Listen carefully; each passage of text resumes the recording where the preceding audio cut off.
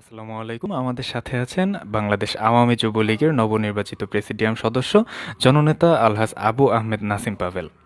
আগামীকাল ৪ঠা ডিসেম্বর মুক্তিযুদ্ধের মহান সংগঠক শহীদ শেখ ফজলুল হক মনির ৮১তম জন্মবার্ষিকী উপলক্ষে আমরা জানতে চাচ্ছি আপনার অনুভূতি এবং আপনার বক্তব্য। আসসালামু আলাইকুম। ধন্যবাদ আপনাকে। ধন্যবাদ আপনাকে। আপনি জানেন আগামীকাল ৪ঠা ডিসেম্বর বাংলাদেশের যুব সমাজের নয়নের মণি, মহান মুক্তিযুদ্ধের অন্যতম সংগঠক, প্রথিতযশা সাংবাদিক শহীদ শেখ ফজলুল হক মনির ৮১তম জন্মদিন। এই জন্মদিনকে সামনে রেখে আজকে আমি বাংলাদেশের যুব সমাজকে বাংলাদেশ আওয়ামী যুবলীগের সর্বস্তরের নেতাকর্মীর পক্ষ থেকে অভিনন্দন ও শুভেচ্ছা জানাচ্ছি। বাংলাদেশ আওয়ামী যুবলীগ দক্ষিণ পূর্ব এশিয়ার সর্ববৃহৎ যুব সংগঠন। এই যুব সংগঠন স্বাধীনতা যুদ্ধে লাখো শহীদের রক্তস্নাত মুক্তিযুদ্ধের মধ্যে দিয়ে বাংলাদেশের যুব সমাজকে মুক্তিযুদ্ধের চেতনা উদ্বুদ্ধ করে একটি সুখী সমৃদ্ধ আধুনিক বাংলাদেশ গড়ার প্রত্যয় নিয়ে বঙ্গবন্ধু শেখ মুজিবুর রহমানের নির্দেশে যুবলীগের প্রতিষ্ঠাতা চেয়ারম্যান শহীদ শেখ ফজলুল হক মনির হাতে তৈরি।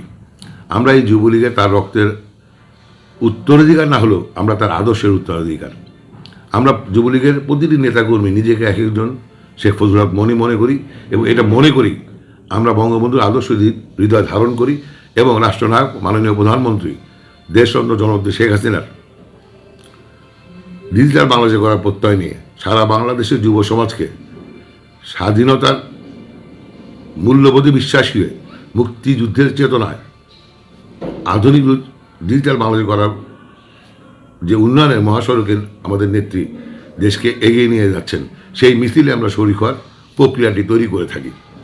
বাংলাদেশ আওয়ামী যুবলীগের প্রতিটি নেতাকর্মী বিশ্বাস করে যুবলীগের ইতিহাস মহান মুক্তিযুদ্ধের ইতিহাস।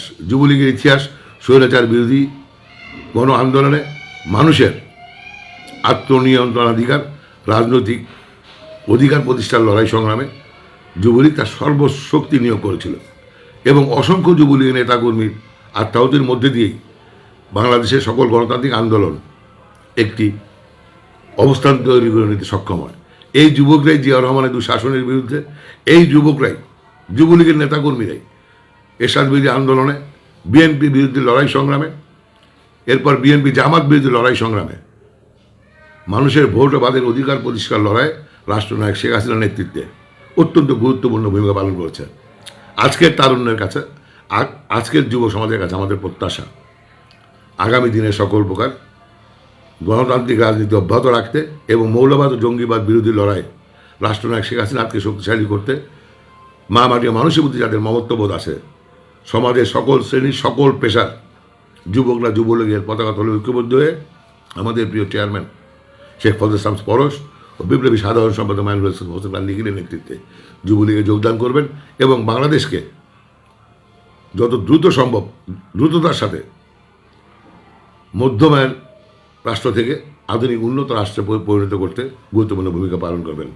আজকের এই মুহূর্তে আপনি আমার সাক্ষাৎকার গ্রহণ করায় আপনাকে এবং আপনার পত্রিকা এবং আপনার চ্যানেলকে ধন্যবাদ জানাচ্ছি। খোদা হাফেজ। জয় বাংলা, জয় বঙ্গবন্ধু, বাংলাদেশ চিরজীবী হোক। আমাদের সাথে থাকার জন্য আপনাকে অত্যন্ত ধন্যবাদ।